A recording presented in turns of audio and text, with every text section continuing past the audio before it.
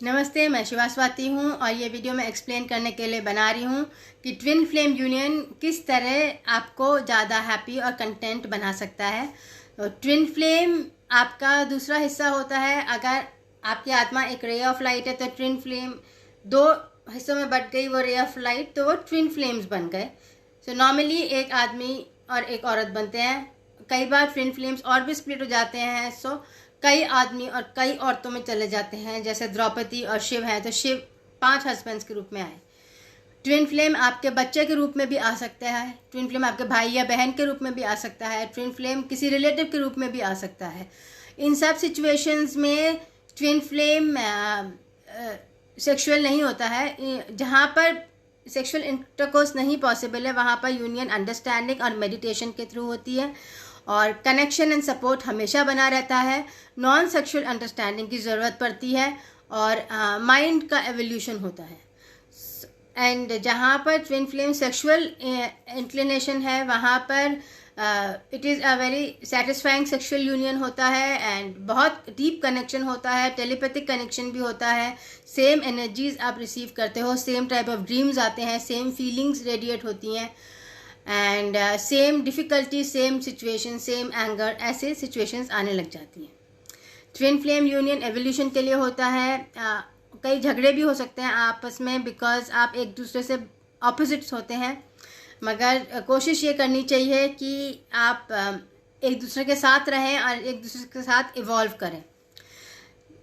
Twin flame union attract करने के लिए ज़रूरी होता है कि आप प्रॉस्टिट्यूशन या लूज सेक्स नहीं करें, कैजुअल सेक्स नहीं करें, मस्ती के लिए सेक्स नहीं करें, बिकॉज जहाँ पर आपने सेक्सुअल इंटरकोर्स किसी के साथ भी कर लिया, वहाँ उस पर्सन की एनर्जीज आपके अंदर आ जाती हैं और एनर्जी आपकी करप्ट हो जाती है। सो जहाँ आपकी एनर्जी करप्ट हो गई, वहाँ पर ट्विन फ्लेम की एनर्जी आपसे मर्ज नहीं कर सकती है, बिकॉज ब्लॉक्स आ जाते हैं एनर्जी में, फ्रीक्वेंसी डिफरेंसेस हो जाते हैं।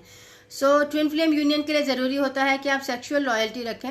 अगर आपके पास कोई सेक्सुअल पार्टनर नहीं है तो आप मास्टरबेशन कर सकते हैं, आप सेल्फ सेक्स कर सकते हैं and you can release from the top of your head and you can imagine the twin flame as a spirit, but you can not go to a human being and have casual sex and imagine the twin flame in that person, because उसमें क्या होता है कि उस human being का सारा कर्मा भी आपके ऊपर चढ़ जाता है एंड ट्विन फ्लेम को भी इससे बैड इफेक्ट्स पड़ते हैं जहाँ भी वो होता है।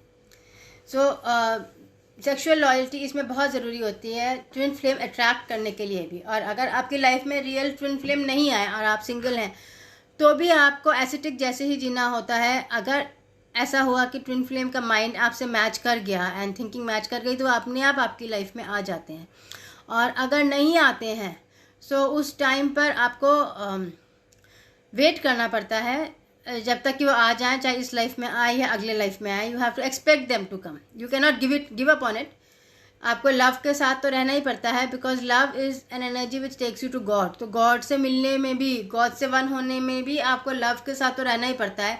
आप होपलेसनेस और पेसिमिज्म के साथ नहीं रह सकते, डेजर्ट में नहीं रह सकते। You have to be one with God and with love. So you have to expect कि आपके अंदर एक ट्विन फ्लेम आएगा या कभी आपको मिलेगा, और स्पिरिट लेवल पे वो हमेशा आपके साथ रहते हैं, चाहे आपसे दूर हो, पर कनेक्शन हमेशा आपके साथ रहता ही है।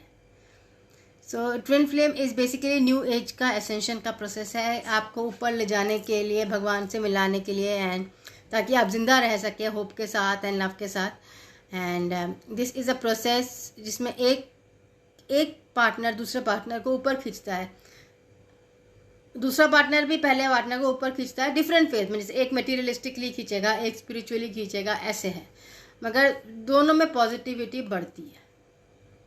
So that's about twin flames. Thank you and thanks for the likes and subscribing for the videos. Thank you.